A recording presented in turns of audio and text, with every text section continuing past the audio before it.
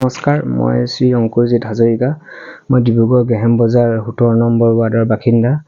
মই এই ক্ষেত্ৰত অসম চৰকাৰ আৰু অসমবাসী ৰাইজলৈ এটাই অনুৰোধ জনাম, আপোনালোকে মোক অলপ বাহিৰলৈ যোৱাত সহায় কৰক। ইয়াত মোৰ যিহেতু মই এডমিট আছিলোঁ ইয়াত মেডিকেলত এটা জটিল ৰোগত, ইয়াত ডক্টৰৰ পৰামৰ্শ অনুসৰি মোৰ ইয়াত অপাৰেশ্যন সম্ভৱ নহয়। ইয়াত মেচিন নাই তেনেকুৱা আমাৰ চিকিৎসাৰ, সেইকাৰণে বাহিৰত হায়দৰাবাদত যাবলৈ কৈছে ট্ৰিটমেণ্টৰ কাৰণে। ট্ৰিটমেণ্ট বিল নহয়, এইটো অপাৰেশ্যনেই হ'ব তাত, যিহেতু আমাৰ ইয়াত অপাৰেশ্যন সম্ভৱ নহয়। আৰু আপোনাৰ কথা হ'ল মোক যিমান পাৰে অতি সোনকালে যাবলৈ কাৰণে পৰামৰ্শ দিছিলে ডক্টৰে। যোৱা 16 তাৰিখে মোক ইয়াৰ পৰা যাবলৈ কৈছিলে। তেওঁলোকে 16 দিনৰ কাৰণে মেডিচিন দিছিলে। মোক ক'লে যে তোমাৰ এই ৰোগটো মেডিচিন দি কিনি বেছি দিন ৰখাই থ'ব পৰা ৰোগ নহয়, তোমাক এইটো অতি সোনকালে তোমাক চাৰ্জাৰী খুবেই প্ৰয়োজন। সেইকাৰণে মই কিছু আৰ্থিক অৱস্থাৰ ক্ষেত্ৰতে হওক দুৰ্বল হৈ মই যাবলৈ নোৱাৰিলোঁ যোৱাকালি। এতিয়া মই 21 তাৰিখ দিনাখন মই যাবই লাগিব। কালি ডক্টৰৰ লগত মই যোগাযোগ কৰি ডক্টৰে পৰামৰ্শ দিছে তুমি 21 তাৰিখে যেনে তেনেকৈ যাবলৈ চেষ্টা কৰা, নহ'লে তোমাৰ আকৌ যদি পেটৰ বিষটো আহে তেতিয়া তোমাৰ ICU পোৱাটো সম্ভৱ নহ'ব। আৰু যিহেতু মই এতিয়া আৰ্থিকভাৱে বহুত দুৰ্বল হ'লোঁ, মই আজি 3 মাহ ধৰি কাম বন কৰিব পৰা নাই, ঘৰতে বহি থাকিবলগীয়া হৈছে। মোৰ মাৰ আজি অলপ দিনৰ আগত প্ৰেছাৰ ষ্ট্ৰোক মাৰিছে, প্ৰায় 2 বছৰ দিন হ'ল। প্ৰাইভেট খণ্ডত মই সঞ্জীৱনীত মাক ট্ৰিটমেণ্ট কৰি যথেষ্টখিনি মোৰ টকা পইচা গাঁঠি ধন ভাঙিবলগীয়া হ'ল। এতিয়া মোৰ নিজৰ ক্ষেত্ৰত তেনেকৈ টকা পইচা হাতত নোহোৱা হৈছে। আপুনি একমাত্ৰ উপাৰ্জন বুলি ক'ব। হয়, ঘৰখনৰ একমাত্ৰ উপাৰ্জন মই। মোৰ ভাড়া ঘৰত থাকোঁ, ঘৰৰ ভাড়াও দিব লাগে, মাৰো মেডিচিন, ঘৰখনৰ খোৱা বোৱা সকলো দায়িত্ব মোৰে ওপৰত। আৰু ভণ্টি এজনী আছে, তাইও হাই ছেকেণ্ডেৰী ফাইনেল দিবলগীয়া আছিলে। মাৰ এনেকুৱা প্ৰেছাৰ ষ্ট্ৰোক মাৰি বিচনাত পৰাৰ কাৰণে তাইও হাই ছেকেণ্ডেৰী ফাইনেল দিব নোৱাৰিলে। কিন্তু যিহেতু এতিয়া মই 3 মাহৰ পৰা আজি কাম বন কৰিব পৰা নাই, যথেষ্টখিনি সমস্যাৰ সন্মুখীন হৈছোঁ। ঘৰ চলাৰ ক্ষেত্ৰতে হওক, ঘৰ ভাড়া দিয়াৰ ক্ষেত্ৰতে হওক।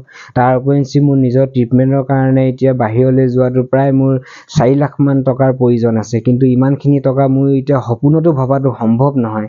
সেয়ে মই অসমবাসী ৰাইজক আৰু অসমৰ মুখ্যমন্ত্ৰী ডাঙৰীয়া আৰু স্বাস্থ্যমন্ত্ৰী ডাঙৰীয়াক মই হাত জোৰ কৰি অনুৰোধ কৰিছোঁ, আপোনালোকে মোক অলপ চাওক। ময়ো এইখন অসমৰে বাসিন্দা হয়।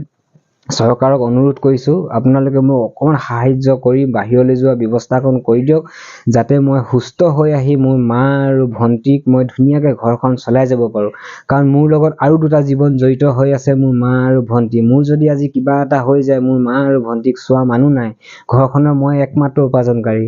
মোৰ নিজৰ জীৱনটো লৈ মোৰ যিমান চিন্তা, তাতোতকৈ বেছি মোৰ ৰোগীয়া মাজনীৰ প্ৰতি মোৰ চিন্তা, মোৰ উঠি অহা ভগ্নীজনীৰ প্ৰতি চিন্তা। তেওঁলোকৰ মুখলৈ চাই মোক আপোনালোকে বাহিৰলৈ যাবৰ কাৰণে আপোনালোকৰ পৰা বেছি নালাগে, সামান্য আপোনালোকৰ সামৰ্থ্য অনুযায়ী যি পাৰে মোক কিবা এটা আপোনালোকে সহায় কৰক, যাতে মই বাহিৰত গৈ সুস্থ হৈ আহিব পাৰোঁ আপোনালোকৰ আশীৰ্বাদত। এইটো আপুনি যিহেতু মই বুজাই নক'লেও আপুনি বুজিব পাৰিছে। আপোনাৰ ৱাৰ্ডতে এই ঘটনাটো হৈছে। যিহেতু মাতৃ আজি 2টা বৰ্ষ আগতে বিচনাখনে জীৱন সংগী হিচাপে পৰিছে, আৰু ঘৰখনৰ উপাৰ্জনথলী হিচাপে আছিলে পুত্ৰও আজি জটিল ৰোগত আক্ৰান্ত হৈ এতিয়া বিচনাখনে জীৱন সংগী হৈ পৰিছে। ঘৰখন যথেষ্ট অসুবিধা হৈছে। যিহেতু ডিব্ৰুগড় চিকিৎসা মহাবিদ্যালয়ৰ যি চিকিৎসকসকলে পৰামৰ্শ দিছে যে অসমৰ বাহিৰত হায়দৰাবাদত উন্নত চিকিৎসাৰ বাবে যিহেতু কৰিছে, যিহেতু অৰ্থ ক্ষেত্ৰত যথেষ্ট অসুবিধা হৈছে, কেনেধৰণে আপুনি অসমবাসী ৰাইজক আহ্বান জনাব, সহায় কৰিব, সেই কথাসমূহ জনাব। হয়, নমস্কাৰ। মই 17 নম্বৰ ৱাৰ্ড কাউন্সিলৰ নিৰূপা দত্ত। আজি অংকুৰ হাজৰিকা যিজন যুৱক, অতিকৈ দুখ লগা কথা। ল'ৰাজনক মই ভালকৈ চিনি পাওঁ, যিহেতু ল'ৰাজন খুবেই এনেকুৱা ধৰণৰ আছিল, খুব ফূৰ্তি কৰা ল'ৰা আছিল। আমি ভাবিব পৰা নাছিলোঁ তেওঁ যে এনেকুৱা এটা পৰিস্থিতিত আজি আহি পৰিব। ক'ব গ'লে নানান কথা। আজি ল'ৰাটোৰ পৰিস্থিতি যিটো ঘৰখনৰে হওক বা আজি দেউতাক ঢুকুৱা 7 বছৰ হৈছে, 7 বছৰ হোৱা হৈছে দেউতাক, আকৌ মাকৰ 2 বছৰ পিছতে মাকৰো আজি পেৰালাইজ হৈ আজি বিচনাত তেওঁ মাক পৰি আছে। আৰু ঘৰটো যিটো ঘৰত থাকে, ভাড়া ঘৰত থাকে, মই নিজেও গৈছোঁ, দেখিছোঁ, চাইছোঁ। যিটো ঘৰত থাকে জৰাজীৰ্ণ অৱস্থা ঘৰটোৰ। ঘৰটোৰ যে অৱস্থা দেখিলে নালাগে তাত যে মানুহ থাকিব পাৰিব, তথাপি আজি এনেকুৱা অৱস্থা তেওঁ থাকিবলগীয়া হৈছে।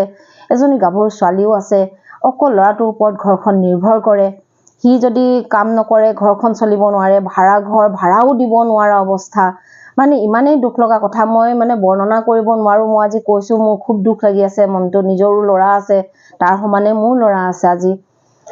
আজি যিটো ৰোগত আক্ৰান্ত হৈছে ল'ৰাটো, ডিব্ৰুগড়তো চিকিৎসা হৈ আছিলে, কিন্তু এতিয়া এনেকুৱা হ'ল ডিব্ৰুগড়ৰ চিকিৎসকে হাত দাঙি দিছে, পৰামৰ্শ দিছে বাহিৰলৈ, হায়দৰাবাদলৈ নেকি তেওঁক ৰেফাৰ কৰিছে। কিন্তু কথা হ'ল আৰ্থিক অৱস্থা। এতিয়া যে যিটো ল'ৰাই যদি ঘৰৰ ভাড়াটোকেই দিবলৈ পৰা অৱস্থাত নাই, আমি মানে ভাবিব নোৱাৰো বাহিৰলৈ গ'লে যে কেনেকৈ চিকিৎসা কৰিব, কি ধৰণে চিকিৎসা কৰিব। আজি মানে কাষ ভাঙি পৰা নিচিনা হৈছে তেওঁলোকৰ মূৰৰ ওপৰত। মই ৱাৰ্ড কাউন্সিলাৰ হিচাপে মই যিখিনি পাৰোঁ মই যথেষ্টখিনি মই কৰি আছোঁ, আৰু ৰাইজৰ মই সহায় সহযোগ পাইছোঁ।